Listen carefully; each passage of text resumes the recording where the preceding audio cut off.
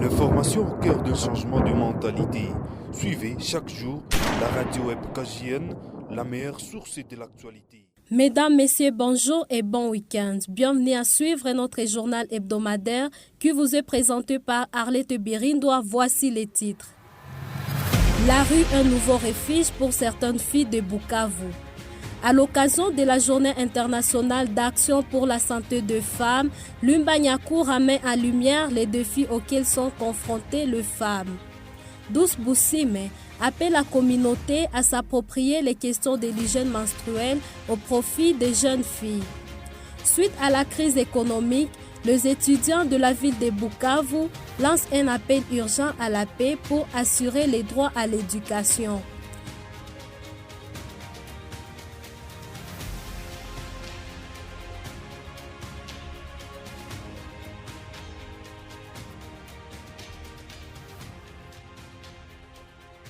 À Bukavu, certaines filles sont en souffrance. Dans une entrevue avec KJN Media, ce 28 mai 2025, quelques-unes d'entre elles se sont exprimées. Je suis Grace Lola, j'ai 17 ans. Je suis ici car chez nous, on n'a rien. Mes parents n'ont pas de moyens pour prendre soin de moi.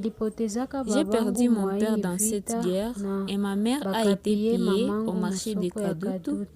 Elle a perdu toute sa marchandise et donc ces derniers temps, elle ne sort pas car elle n'a pas trouvé le capital pour commencer un autre commerce. Je n'ai pas pu supporter cette souffrance de chez moi car même la nourriture a manqué alors que quand les choses étaient encore normales avant la guerre, on ne manquait de rien.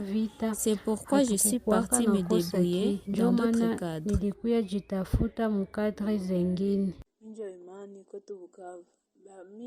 Je suis Imani, habitante de Bukavu.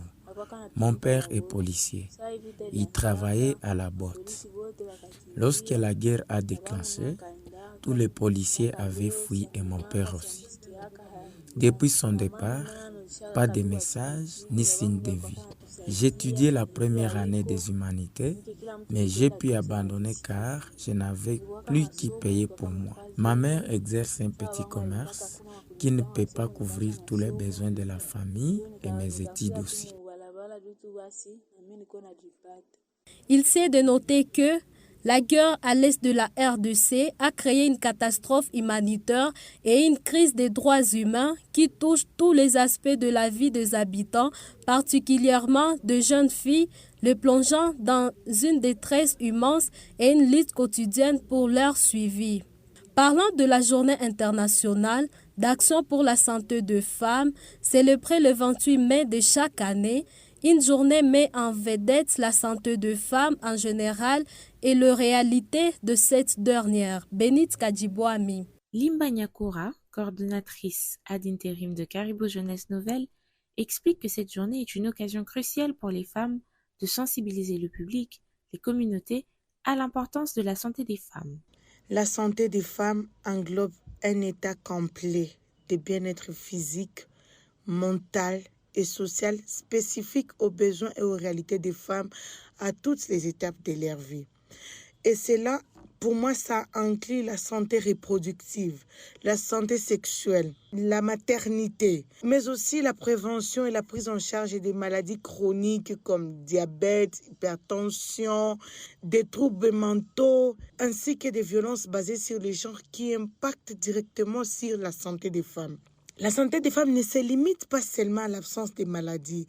Parfois, nous pouvons dire que nous allons bien. Pourtant, intérieurement, nous enfermons des maladies qui ne se font pas voir, qui n'ont pas de signes, mais qui nous rendent malades de plus en plus. Cette journée met en lumière les défis spécifiques auxquels les femmes sont confrontées, tels que l'accès limité aux soins de santé, les inégalités sociales, les violences sexuelles, les discriminations dans nos sociétés. Les sponsors de clubs sportifs et les artistes musiciens poussent un cri d'alarme aux autorités pour que ces dernières assurent la paix durable et ainsi faciliter la reprise des activités paralysées depuis le début des affrontements à l'est de la RDC. Emmanuel Chaloukoma. Chouba Kabudjiriri Moïse, chargé des programmes au Centre Foyer culturel de Kabare et directeur artistique du festival Tupendane, a fait savoir que le secteur culturel est l'un des plus touchés par la guerre car de nombreuses activités artistiques ne se déroulent plus. Chubaka Moïse nous en parle.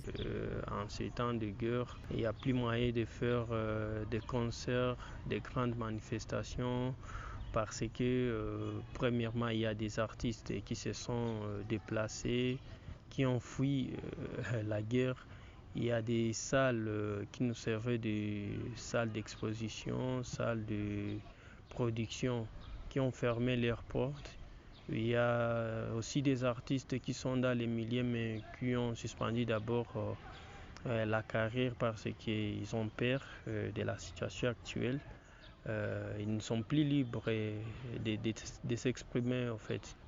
D'autres institutions et organisations qui soutenaient et appuyaient les projets culturels ont fermé leurs portes. Du côté des sponsors et responsables des clubs sportifs du football, la guerre ne les a pas épargnés. La situation et les moyens limités empêchent les équipes de s'activer. Et au sujet de la crise économique et sécuritaire à Bukavu, les étudiants sont plongés dans une profonde tristesse menaçant leur avenir académique et professionnel. Reportage Pax Chanois. Dans une interview accordée à KJN Média ce mercredi 28 mai 2025, Manimani Jenny, masterante en communication, témoigne que le taux d'abandon des études universitaires augmente de plus en plus suite à l'insécurité grandissante à Bukavu. Manimani Jenny en parle. Avec la situation qui se passe actuellement dans la ville de Bukavu, plusieurs personnes ont tendance à vouloir abandonner les études, de peur de ne pas trop surcharger les parents, de se dire que non, je deviens plus un fardeau pour mes parents parce que avec ce qui se passe actuellement, il y a moins d'activités, les parents gagnent moins et rapporter encore les frais académiques aux parents, ce serait un peu plus surcharger le parent. Mais aussi, je peux également citer le fait que plus il y a cette crise, plus on manque trop souvent l'argent de transport. Et nous qui étudions un peu loin, c'est pas facile de trouver chaque jour un billet de 5 000 francs pour payer notre transport. Non, de ce fait, on a tendance à vouloir aller à pied. Et lorsque chaque jour on va à pied, le corps se fatigue et plus la motivation baisse. La situation est similaire dans toutes les institutions universitaires de Bukavu. Face à cette crise, les étudiants de Bukavu lancent un appel urgent à la paix et à la restauration de leurs études, espérant que des mesures concrètes seront prises pour garantir leur sécurité et leur droit à l'éducation.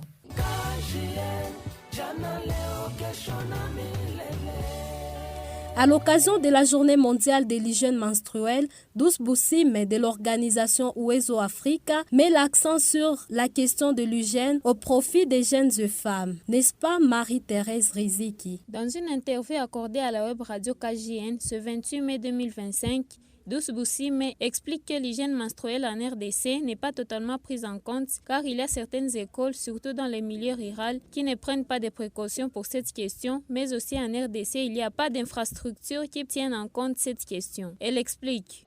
La question demeure encore très préoccupante en RDC parce qu'il n'y a pas des infrastructures qui tiennent en compte cette question.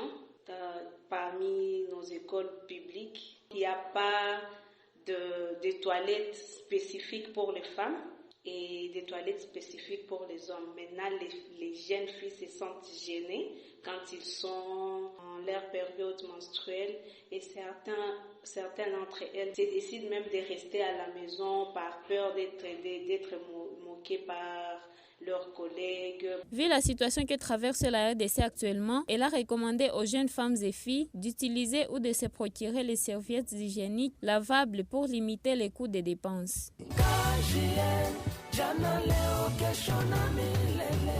Mesdames, Messieurs, nous voici à la fin de notre journal hebdomadaire.